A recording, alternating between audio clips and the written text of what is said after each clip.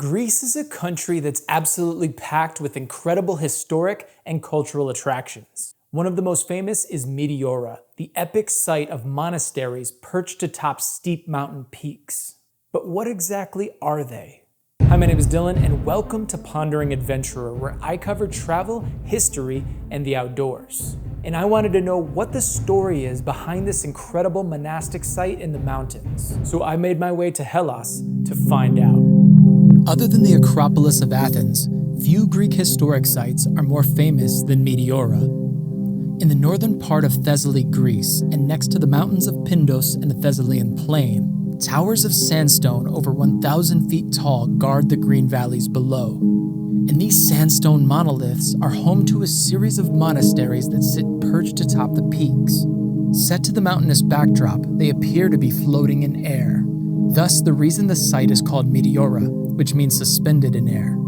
The scientific consensus is that these massive rock pillars were formed about 60 million years ago after tectonic movements caused the sea present at the time to withdraw. Strong winds and waves created the shape we see them in today. The earliest Orthodox presence here dates back to the 11th century AD when monks sought refuge from the Turkish raiders. The monks would pray in seclusion amongst the towering rock spires for several centuries. They believed it put them closer to God. The 14th century AD is when the first major constructions began. Monastery after monastery was built on the cliff tops until after a few hundred years, a total of 24 were built. More monks flocked to Meteora, and the site's importance to orthodoxy in Greece became second only to Mount Athos. In the following centuries, the monasteries at Meteora would shelter Greek rebels seeking independence from the Ottomans. Many of the monasteries would suffer damage from raiders, and today only 6 of the 24 remain intact. The largest and most famous is the Great Meteora. It's said that in the 14th century AD, a monk named Athanasios climbed to the top of one of the sandstone megaliths known as the Wide Rock and built a chapel there. This chapel would become the Great Meteora, and was thus the first monastery actually built at the very top of the peaks. The other 5 monasteries that remain are Rossano, St. Nicholas on Apophysis, St. Stephanos, Holy Trinity, and Varlam. Fortunately, a few of the monasteries were open when I visited. The first one I explored was Varlam.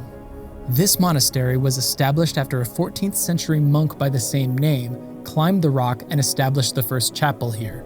After his death, the church he built nearly fell to ruin. However, in the 16th century, 2 brothers, Theophanes and Nectarios, who were monks themselves from Ioannina, rebuilt and expanded the chapel.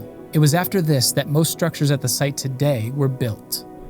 One of the great features is the incredible courtyard, which not only offers amazing views of the valley below, but also views of stunning Byzantine-style architecture. Today we can drive up the road and walk up the stairs to enter the monastery. Prior to the 1920s though, the only way to get people and supplies to the top was with rope ladders and a rope and pulley system using nets and wooden carts. Many foreign visitors that came to Meteora in the 17th and 18th centuries to look for old manuscripts just had the monks come down to them.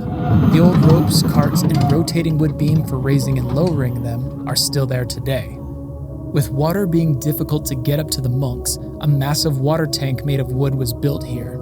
This tank is capable of holding up to 12 tons of rainwater. Throughout the monastery, Byzantine artwork fills every crevice.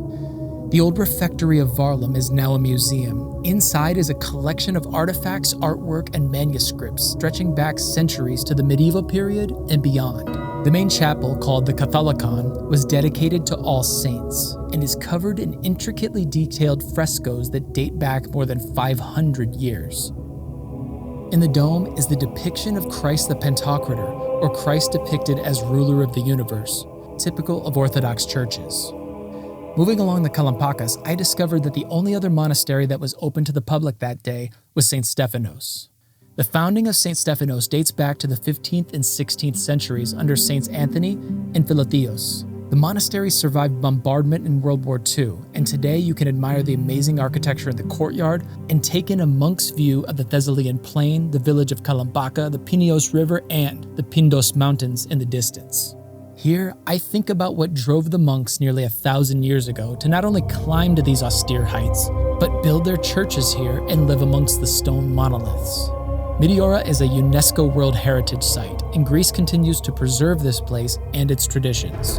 When you visit this incredible site, pause a minute and take it in, and consider what being in between heaven and earth, or suspended in air, means to you. Thanks for watching. If you enjoyed the video, consider subscribing to the channel. And if you're interested in other awesome Greek historic sites, then check out my video on the battlefield of Thermopylae, the epic last stand of Leonidas, or my video on the ancient family tombs of Alexander the Great, which I'll link here. Thanks again for watching, and I'll see you on the next one.